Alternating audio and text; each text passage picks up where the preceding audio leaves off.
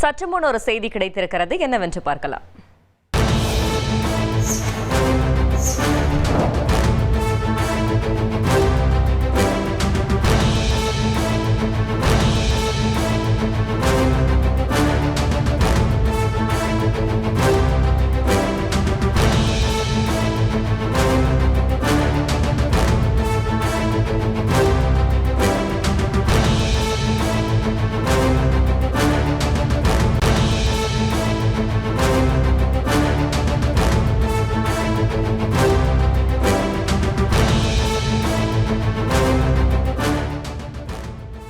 இருட்டுக்கடை விவகாரத்தில் மீண்டும் பிரச்சனை கிளம்பி இருக்கிறது. இது பற்றின மேலும் விவரங்களை செய்தியாளர் ராமசுந்தரம் வழங்கிட கேட்கலாம். ராமசுந்தரம், வணக்கம். மேலும் தகவல்களை சொல்லுங்க.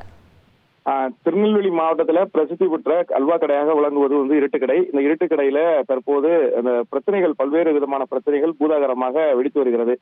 ஏற்கனவே இருவர் இந்த கடையின் மீது உரிமை கொண்டாடிய நிலையில தற்போது மூன்றாவதாக இருட்டுக்கடையின் ஆண் வாரிசு, இருட்டுக்கடை சொத்து குடும்பத்தின் ஒரே ஆண் வாரிசு நான் தான் என கூறி ஒரு பிரேமானந்த் சிங் என்பவர் ஒரு பத்திரிகை நாளிதழ்கள்ல ஒரு பொது அறிவிப்பு ஒன்றை வெளியிட்டிருக்கிறார். அதாவது அவர் கூறுவது அதுல என்னென்றால், இந்த கடையை நிறுவியது ராம் சிங் என்பவர். அவரது மகன்கள் 4 பேர் இருக்கிறார்கள். அந்த 4 பேர்ல ஒரு மகனான கிருஷ்ணா சிங் என்பவர் தான் 1900 இருந்து இந்த கடையை நிர்வகித்து வந்தார். தொடர்ந்து அவரது உயிரிழப்புக்கு பின்பு அவரது மகன் பிஜிலி சிங்கும், அதாவது தொடர்ந்து அவரது மனைவி ஆகியோர் கடையை நிர்வகித்து வந்தார்கள். கடையில் உள்ள கணக்கு வழக்குகளை பார்ப்பதற்காகவே நியமிக்கப்பட்டவர்கள் ஹரி சிங் மற்றும் தற்போதைய உரிமையாளர் கூடிய கவிதா சிங், அவரது சகோதரர் நயன் சிங் ஆகியோர். அந்த வரவு செலவுகள்ல பல்வேறு குளறுபடிகள் நடந்திருப்பதாகவும் அந்த குளறுபடி தொடர்பாக சட்ட ரீதியான நடவடிக்கைகள் மேற்கொள்ள இருப்பதாகவும் அந்த பொது அறிவிப்புல குறிப்பிட்டிருக்கிறார்.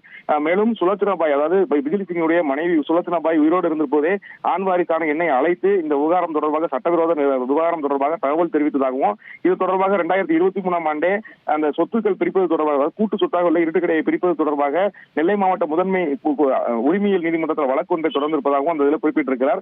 ஏற்கனவே அந்த பிரச்சனைகள் நிலுவையில் இருக்கக்கூடிய நிலையில சுலோச்சனாபாய் உயிரிழந்த பின்பு சட்டவிரோதமாக இந்த கடையை அபகரிப்பதற்கான நடவடிக்கைகள் மேற்கொள்ளப்பட்டு வருவதாக கவிதா சிங் மற்றும் அந்த உரிமை கொண்டிருக்கக்கூடிய நயன் சிங் ஆகியோர் மீது ஒரு குற்றச்சாட்டை முன்வைத்து இந்த நாளிதழ்களில் அந்த அறிவிப்பை வெளியிட்டிருக்கிறார். இந்த அறிவிப்புல மேலும் குறிப்பிட்டிருக்கும் போது, இருட்டுக்கடை பொது சொத்து, இந்த சொத்துக்கு ஆண் வாரிசு நான் மட்டும்தான், என்னிடம் மட்டுமே இது தொடர்பான உரிமைகளை கோர முடியும், யாரும் அவரிடம் எந்த ஒரு தகவல்களையும் பரிமாற்றம் வைத்துக் கொள்ள வேண்டாம் என்ற குறிப்பிட்டிருக்கிறார். மேலும் சட்டவிரோதமான அந்த செயல்களில் ஈடுபட்டு மீது சட்ட ரீதியான நடவடிக்கை எடுப்பதற்கும் தயாராக இருப்பதாக அந்த அறிவிப்புல குறிப்பிட்டிருக்கிறார். தகவல்களுக்கு நன்றி ராமசுந்தரம். செய்திகளை உடனுக்குடன் தெரிந்து கொள்ள உடனே சப்ஸ்கிரைப் பண்ணுங்க.